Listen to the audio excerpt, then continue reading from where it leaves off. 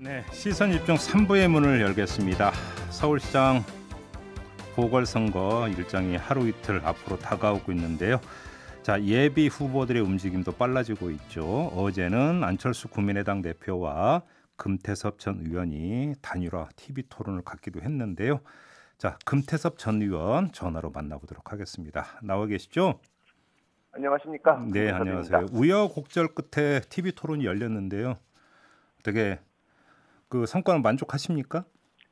예, 약속드린 대로 치열하면서도 건강한 토론이 됐다고 생각을 합니다. 그래요. 안 후보도 하시고 싶은 말씀 충분히 하실 것 같고 저도 제가 드리고 싶었던 말씀을 성실하게 말씀드렸습니다. 드리고 싶었던 말씀이 핵심이 뭐였을까요?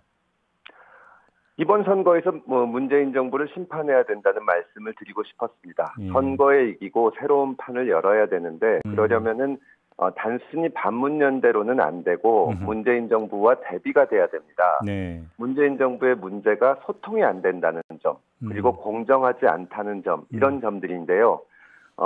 후보들 중에 누가 가장 소통을 잘하느냐, 그리고 소신을 지키고 원칙을 지켜왔느냐, 이런 말씀을 드려서 선거 승리, 그리고 새로운 시대를 열기 위해서는 새 인물이 필요하다. 그런 말씀을 드렸습니다. 그 의원님께서 지금 소통을 강조를 해주셨는데 그럼 지금 안철수 대표와의 소통은 원활하게 잘 이루어지고 있습니까? 제가 어제도 그 점에 그 대해서 지적을 드렸는데요. 네. 결국 토론에서 누가 잘하냐 마냐 하는 문제가 아니라 지금까지 정치 과정에서 어떤 행동을 해왔느냐. 그래서 본선에서 민주당 후보를 만났을 때 나는 이렇게 해왔다. 그런데 문재인 정부는 박근혜 정부를 비판하면서 소통하는 대통령이 되겠다. 광화문 시대를 열겠다고 했는데 기자회견도 안 하고 국무회의도 안 하고 소통을 안 하지 않냐. 이제는 바꿔야 된다. 그런 말씀을 드리고 싶었습니다. 네. 안 후보님은 여러 그 정치 행로를 겪으면서 소통이 약점으로 지적돼 왔기 때문에 과연 그렇게 그 민주당 정부를 비판할 수 있을지 그 점에 대해서 지적을 했습니다. 그 소통 관련해서 좀 구체적으로 이제 그 TV 토론이라고 어떻게 열 것인가를 갖고 좀 약간 우여곡절이 있었는데 일단 넘어갔고요. 이제 단일화 방식 문제가 남아 있지 않겠습니까? 이건 좀 소통이 잘 되고 있습니까? 저희는 처음부터 단일화 방식의 어떤 그 유불리를 따지거나 구체적인 문제를 가지고 고집을 부리거나 하지 않겠다고 약속을 드렸습니다. 예. 안 후보 측에서도 지금 특별히 이상한 방식을 고집하거나 하고 있지는 않기 때문에 네. 방식을 놓고 삿바 싸움을 하거나 유권자들이 눈살을 찌푸리게 하지는 않을 것으로 예상을 하고요.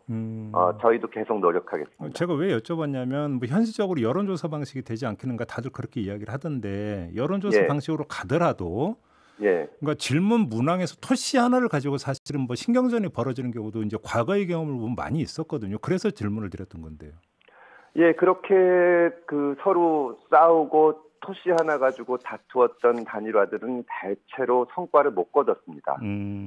그 시너지 효과를 내지 못하고 결국 이 경선에서 진쪽 유권자들이 투표소를 찾지 않거나 이제 외면했기 때문에 실패했습니다. 그러면 제가 이기든 안 후보가 이기든 또 국민의힘과 한 차례 더 단일화 과정을 거쳐야 되는데 그렇죠. 야권 연대의 효과가 없어집니다. 저는 그 점을 안철수 후보나 국민의힘에서도 잘 알고 있고 저부터도 그래서 저는 특정한 방식 고집하지 않겠다. 과거에 해왔던 공정한 방식으로 하면은 그대로 따르겠다고 했기 때문에 큰 문제는 없을 거라고 생각합니다. 과거에 했던 공정한 방식이라면 어떤 걸까요? 대체로 적합도나 경쟁력을 가지고 그 상대 후보와 그 이제 경쟁력을 측정해서 누가 더 경쟁력이 있는가 이런 것을 봅니다. 이번 선거에서 그 민주당 후보를 이기기 위한 경쟁력을 가지고 여론조사를 해야 된다는데 대체로 뜻이 모아지고 있어서 어렵지 않게 합의할 수 있을 거라고 생각을 합니다. 문항 같은 거는 저희는 적극적으로 대폭 수용하겠습니다. 아, 그래요. 하나만 여쭤볼게요. 또. 그러니까 이거는 이제 국민의힘 쪽에서 나온 이야기인데 서울시당 위원장이 민주당 지지자들의 역선택 방지 방법을 찾아야 된다라는 요지의 말을 했거든요. 혹시 그러면 안철수 대표 쪽과도 이 얘기도 좀 되고 있습니까? 지금 실무 협상에서 진행되는 구체적인 말씀을 드릴 수는 없는데요. 실제로 여론조사 전문가들의 말을 들어보면 역선택이라는 것이 그렇게 많지는 않다고 합니다. 아, 그래요? 제가 만약에 민주당을 지지하는데 민주당 지지자라고 하면 야권 경선에 참여를 못할까봐 순간적으로 뭐 국민의힘이나 금태섭을 지지한다고 해서 들어가서 예. 역선택을 한다는 건데 예. 전화를 받고 그 정도로까지 생각하기는 어렵고 오히려 지금 정치권의 구도가 진보 보수로 전통적으로 나눠지는 것보다는 네. 민주당이 과연 진보냐 이제는 새로운 후보를 선택해야 된다는 분들도 많기 때문에 네. 그런 여론도 반영되려면 유권자들 전체에 대해서 여론조사를 하는 게 맞지 않나. 오히려? 저는 그렇게 생각을 합니다. 예. 그렇게 보시는 거군요. 알겠습니다. 예. 자, 의원님의 대표 공약 하나만 말씀해 주신다면 어떤 거 말씀해 주시겠습니까? 여러 개를 말씀드리고 싶지만 디지털 부시장 임명하는 말씀을 드리고 싶습니다. 디지털 서울을 부시장? 예. 거대한 그 스타트업으로 만들고 싶습니다. 저희가 지금 코로나 위기를 겪고 있는데요. 네. 앞으로도 이런 위기가 또 올 겁니다. 우리가 상상하지 못하는 위기가. 예. 그럴 때 지금은 마스크지만 또 어떤 물자가 이 위기를 넘기는데 필수적이 될지 모르는데 그것을 공정하게 또 적재적소에 배치를 하고 네. 또 시민들이 그게 어떻게 배분되고 있나를 잘 알아서 패닉에 빠지지 않게 하려면 빅데이터를 투명하게 관리해야 됩니다. 그리고 평시에도 지금 여러 후보들이 뭐 15분 시티, 21분 도시 말씀들을 하시는데 예.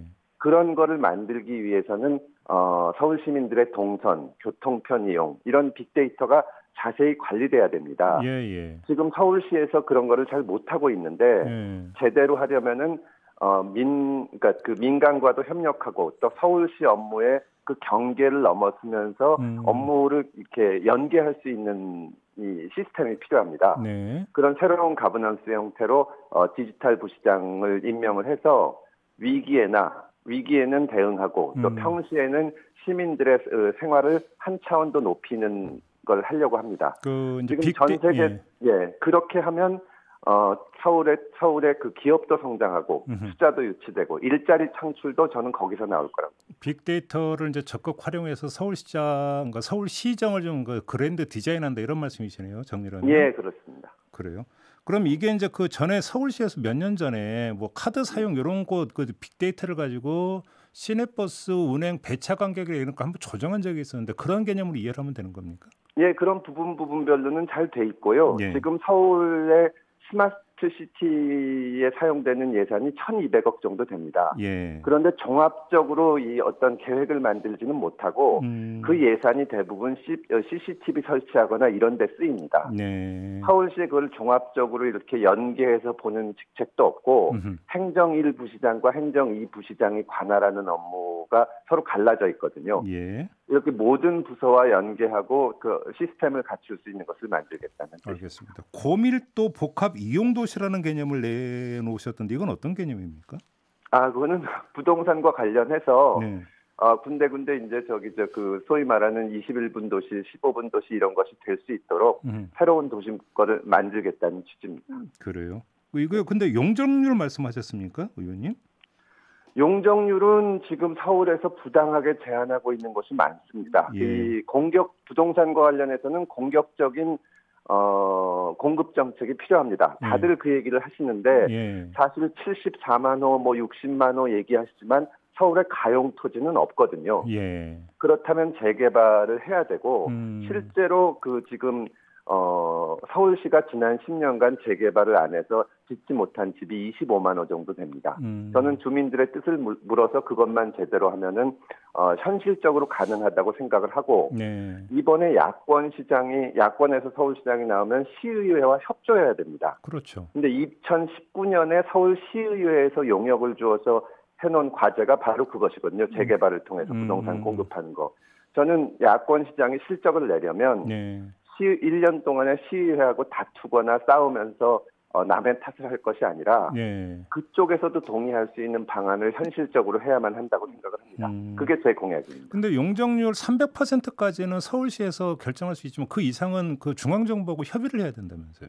사실 부동산 정책으로 따지면 용적률뿐만이 아니라 이 대출 제한이라든가 이런 데 대해서 중앙정부와 협의할 때가 할 것이 많습니다. 그렇긴 하지만 용적률 같은 문제는 지금 법적으로 허용이 되는데도 서울시 조례로 낮춰두고 있는 것이 있거든요. 예. 이런 것부터 일단 풀어나가겠다는 뜻입니다. 알겠습니다. 마지막으로 청년신당 말씀하셨던데 이건 어떤 구상입니까? 그 청년만을 대표하는 신당이라는 뜻은 아니고요. 예. 지금 특히 청년들이 자기를 대변해주는 정당이 없다고 느끼고 있습니다. 근데 청년뿐만 아니라 저를 지지했던 그 조국 극서팀, 진중권 교수님이나 무슨 김경률 회계사 같은 분을 봐도 원래는 진보적인 분들인데 민주당은 도저히 지지할 수가 없고 그리고 국힘에 가지도 못하고 이렇게 자기를 대변해주는 정당이 없다고 생각하는 분들이 많기 때문에 예. 이런 분들을 대변할 수 있는 새로운 정치적 세력, 정당을 만들어야 되고 특히 청년 부분은 우리가 청년 문제를 저같이 이제 이 나이가 있는 사람들이 이해한다 그러고 그 일을 대신해 줄 것이 아니라 청년들이 직접 참여하고 자기들의 문제를 얘기하고 결정도 할 수 있는 구조를 만들어야 된다. 알겠습니다. 사실 민주당에서 청년위원회 만들었을 때 안철수 후보가 민주당 계실 때 청년위원장을 했는데 53살이었거든요. 예. 저는 이런 건 정말 없어져야 된다고 생각합니다. 그러면 청년신당은 그 의원님의 서울시장 당선 여부와는 상관없이 계속 이제 그 일관되게 이제 추진한다 이런 뜻인 거죠? 예, 이번 선거가 계기가 돼서 정치권이 재편이 되고 새로운 정당이 태어나야 된다고 생각을 합니다. 단순히 문재인 정부를 이기는 것이 아니라 정치를 바꿔야죠. 알겠습니다. 자, 말씀 여기까지 드릴게요. 고맙습니다. 예, 감사합니다. 네, 지금까지 금태섭 서울시장 예비후보였습니다.